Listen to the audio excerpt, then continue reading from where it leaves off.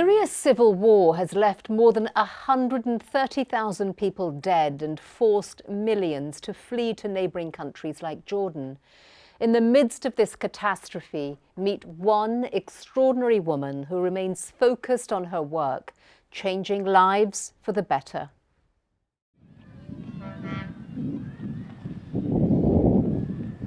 Here on a windswept desert plain in Jordan sits the Zaatari refugee camp, just 10 kilometers from Syria. Across the border, people are dying every day in a brutal civil war. Millions have lost their homes. 80,000 Syrians have found shelter here amid the dust and grime. And many have come to rely on an extraordinary woman they call Mama Munira. When they ask for me, where is Mama Munira? I am so happy, I run. What do you want? Munira Shaban is Jordan's most famous nurse midwife.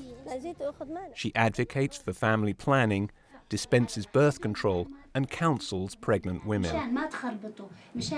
They need me for deliveries, for pregnant women, for children, for family planning and the methods. And I felt that I know all this knowledge. Why not to give?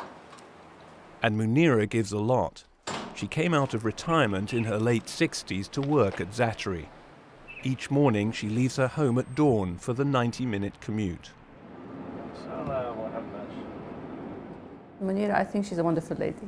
She's a very positive person. Muna Idris of the UN Population Fund, or UNFPA, hired Munira to work with Syrian refugees.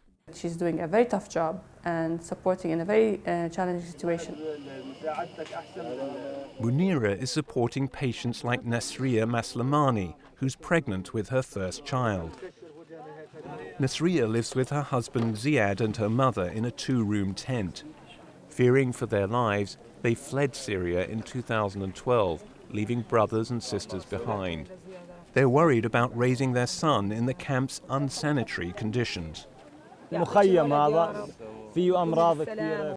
يعني هون الأجواء صعبة، الغبرة، الجو بارد، مو مثل عندنا. بتظل الإمكانيات ضعيفة عن حياتنا أول عن سوريا. خاف علين أول شغلة من الفيران اللي بالخيمة يصيبوا مرض. أتمنى يعني الواحد يرجع على بلده ويربي يعني ابنه. Nasriya visits Munira about once a week for advice. I discovered that she doesn't know about her blood grouping. Also, I told her not to visit any sick person here in the camps. Opened in the summer of 2012, Zaatari now resembles a small town, with trailers replacing some of the tents, satellite dishes, and shops set up by refugees to sell produce and household goods. But this commerce can be a source of conflict. Surprisingly, one of the most contentious commodities is baby formula, and Munira decides who gets it. I examine the woman. If she has lots of milk, then I tell her about advantages and disadvantages of breast milk. Munira only approves baby formula for mothers who are not producing milk. But lots of people want formula to barter or sell. She's been harassed. Men have come and said, you have to give me the formula or otherwise I'm going to beat you. Sometimes they come and shouting, we want milk. Then when I explain, they want it by hook or by crook, by force.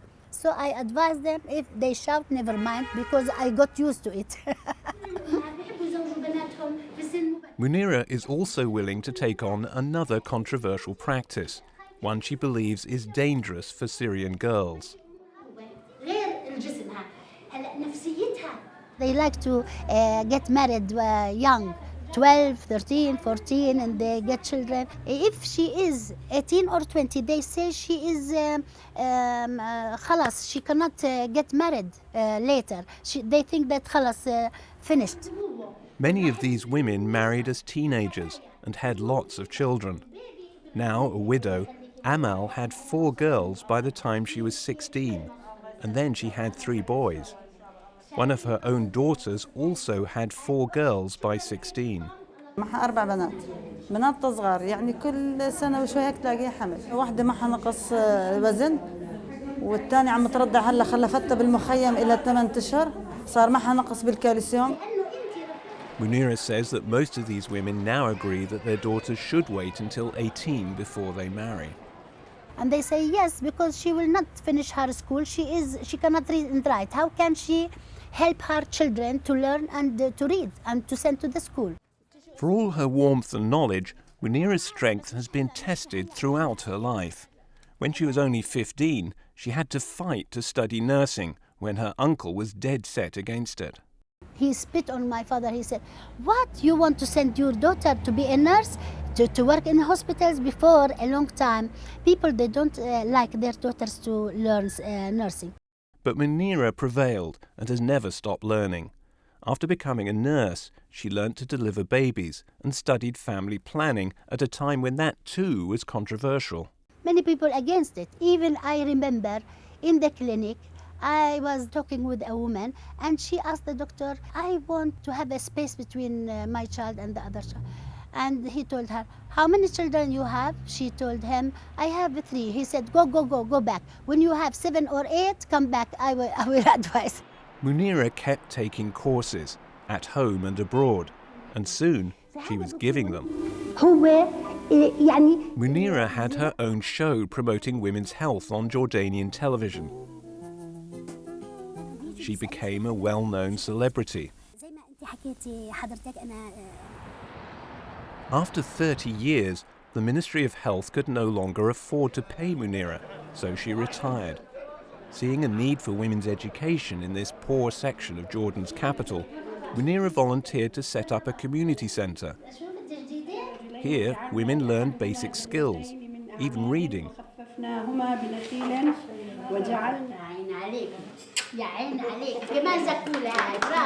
Munira still helps out here, even though she has a full-time job in Zaatari. Munira lives for her successes in the camp, and they are many.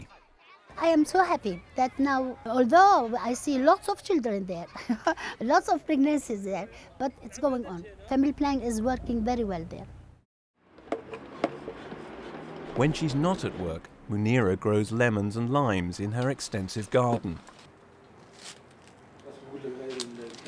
She lives alone. Her brother is one of her few surviving relatives.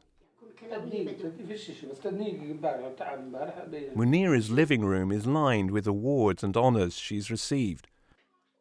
But it's also a shrine to her 2 daughters, who died tragically young of a rare genetic disorder. The eldest died at 11 years and the youngest died at 9 years.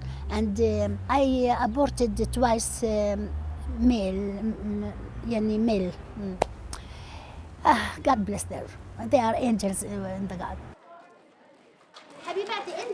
As she's done her whole life, Munira finds solace in helping women and children stay healthy.